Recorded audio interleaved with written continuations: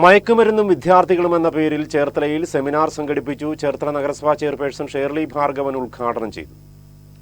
പക്ഷേ ഇന്നിപ്പോൾ നമുക്ക് ഏറ്റവും ആവശ്യമായിട്ടുള്ള ഒരു ഘടകം എന്ന് പറയുന്നത് നമ്മുടെ വിദ്യാർത്ഥികൾ മയക്കുമരുന്നിലേക്ക് പോകുന്നു എന്നുള്ളതായിട്ടുള്ള ദുഃഖകരമായിട്ടുള്ള ഒരു കാഴ്ച നമ്മൾ കാണുന്നു.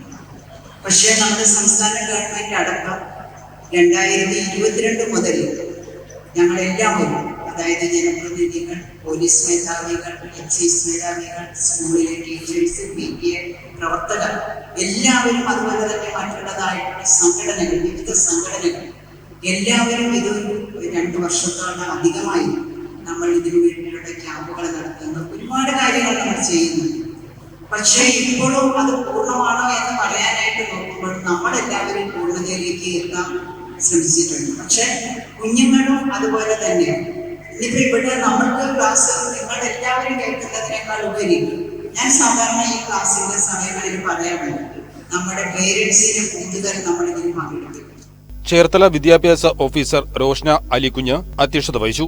Cherthala assistant excise inspector Benny Varghese class നയിച്ചു. ചേർത്തല SI S സുരേഷ് മുഖ്യപ്രഭാഷണം നടത്തി. പ്രോഗ്രാം കോർഡിനേറ്ററും ചേർത്തല യുവർ കോളേജ് പ്രിൻസിപ്പലുമായ KE തോമസ് സ്വാഗതം പറഞ്ഞു.